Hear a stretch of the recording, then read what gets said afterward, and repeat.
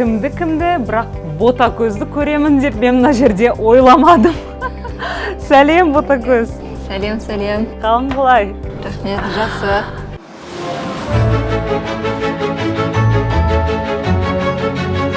Есімім Садыбекова Ботагөз Нұржанқызы. Экомекен жобасына мен өзімнің эко-бизнесімді ашып, оны дамытып, жаңа деңгейге шығарғым келеді.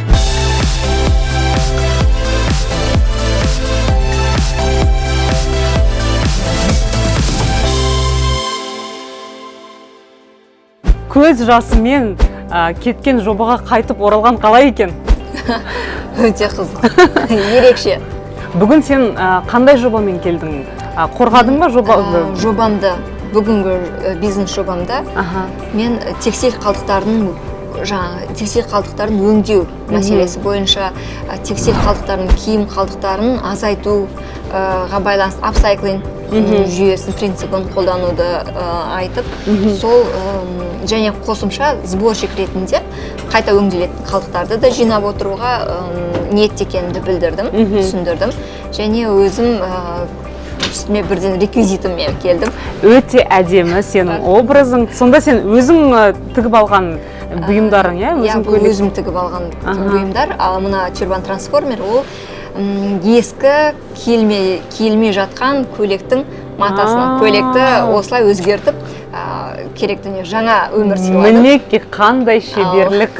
Мына көйлек болса, ол құдалықта ары-бері жүріп шаршап, енемнің сандығының түбінде жатқан қанша жыл бойы, сөйтіп осы көйлек матаны тауып, оған көйлек ретінде екінші өмір сыйладым. Мен сол маталардың бәрі қайда кетеді десем, мінекей осындай керемет көйлек тігіп алуға болады. Сөйтуге болады, негізі. Бірақ көбісі оны қолданбайды, жай тасылап сөйтіп жатыр. Бір үйден бір үйге көше береді, көйлек болып. Немесе жаңағы негізі осы fast fashion дейді ғой, ол өте қандай зияны бар екендігін, оның барлығын айтып беруге ол жерде мүмкіндік болған жоқ, уақыт болған жоқ. Жалпы fast fashionның, жылдам моданың көп зияны тиіп жатқандығы туралы айтқым келген.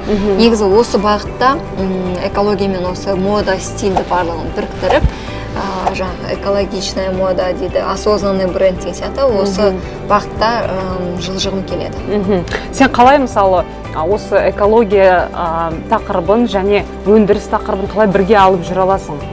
Қиын емес па саған? Жоқ, мен кәсіби эколог болғандықтан әртүрлі өндірістерге, әртүрлі производстволарға жобаларды жасап беремін, отчеттарын да жасап жатырмын. Қосымша өткен менде өзімнің бөлек жеке кәсібім бар, экологи консалтинг деген.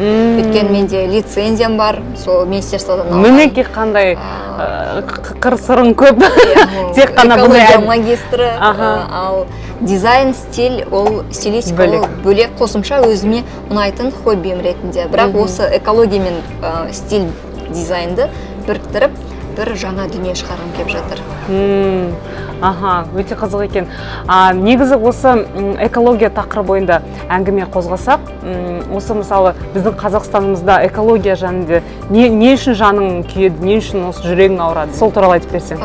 Мен тек осы өндірісте немесе жаңағы жобалауда жүрген эколог қана емес, мен сонымен қатар экобелсендімін.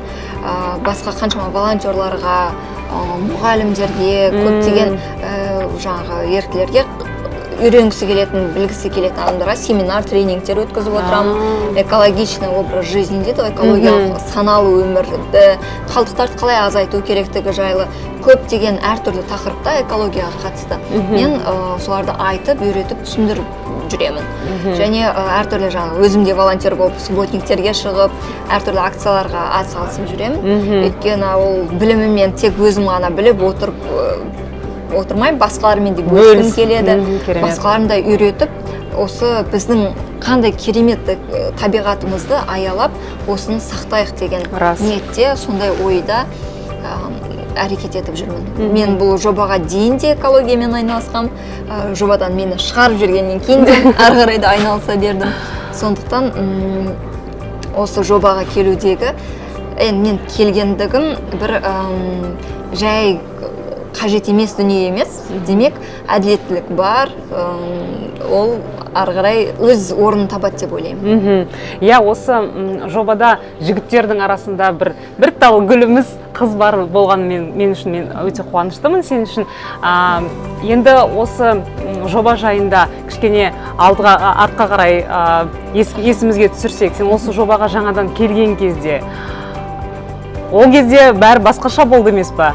Ол кезде барлықтарың дос, көңіл күй көтеріңкі, енді күш көп сондай болған, иә? Қандай қиыншылықтардан өттіңдер? Сол туралы айтып берсең. Қазіргі ойың қандай? Одан бері өзгерді ма ой? Мен алғаш келген кезде барлығымыз бір-бірімізбен керемет араласып, күліп, ойнап, жаңа гимн шығарған кезде мен қазақша куплеттерін жазып, оған бірге қоймай өлең айтып, сол гимнді есімде Экомекен гимнін шығарайық деп сөйтіп айтып жүрдік, барлығымыз сондай тату болып жүрдік. Жарыс басталғаннан кейін уже түсіне бастадық. Отборочный турда аузым ашылып, жаңа елге орын беріп, жол беріп жүрген кезде, тіпті қатысушы қатарынан да шығып қалу мүмкін екенін түсініп, уже өзің үшін күресу керек екенін түсіндім. Және осы жобада қатысу арқылы көптеген дүниелерді басқаша жағынан да қарап, оны бизнес ретінде қалдықтарды басқару арқылы, қалдықтарды жинап өткізу арқылы, сонымен жаңағы ақша табуға болатындығын, бизнес жасауға болатындығын түсіндім. Оны біліп, сонда бір жағындай воодушевленный болып жүрдім. Туысқандарыма, таныстарыма айтып, сборщик болыңдар, өте күшті екен, андай сборщик болсаң бүйте еткен, андай сборщик болсаң бүйте еткен деп кәдімгідей бөлісіп жүрдім, шынымен бөлісіп жүрдім. Прям тезірек айналысқандарын қаладым, өзім де айналысқым келді, көп информация жинап жүрдім. Осы жоба барысында қаншама қиын кекілжіңді сәттер болды. Және ең бір жаңағы маған көңіліме тигені сол сәтте ол 3 жігіт. Мүлдем күтпедім. Екеуі 2 бутылканы алып келе жатыр, мазақ қылып бізді. Олар осындайға барған істіп мазақ қылып. Әділетсіздік танытып, өйткені ол кезек бойынша барлығы олардың кезегінде ешқандай қарсылық білдірмей, барлығы болу керек капитан деп. Әділетті болып жүрген кезде, соңында маған менің кезегім келген кезде олар әділетсіздік танытып, үшеуі бірігіп алып, сан капитандықты бермейміз деді, кейін де сенен қорқамыз өткен деген, сильный соперник ретінде қарап жүргеннен кейін, олар осылай мені шығарып жіберуге. Мойындағандар болып тұр ғой сенің сондай соперник екеніңді, иә? Иммунитет алса да, таубасы да маған бермей, жыртып тастап, оны сөйтіп сондай да болған. Әдейі мен ары қалмасын деген сияқты өткен қорқыныш болды. Менде иммунитет болса, олардың біреусі ұшып кету керек еді.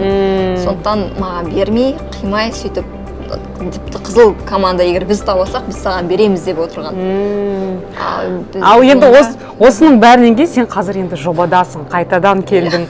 Енді арғарай сенің пайда болған шығар, осы аз қалды ғой, енді бірнеше қадам ғана қалды жеңіске жетуге. Бүгінгі өз құрған жобаңа сенімдісің ба? Өзің арғарай бәрін жақсы түсіндіріп айтып бере алдым деп ойлайсың ба? Мен жалпы уақыт тапшылығына байланысты ең негізгі сәттерін ғана айтып өттім.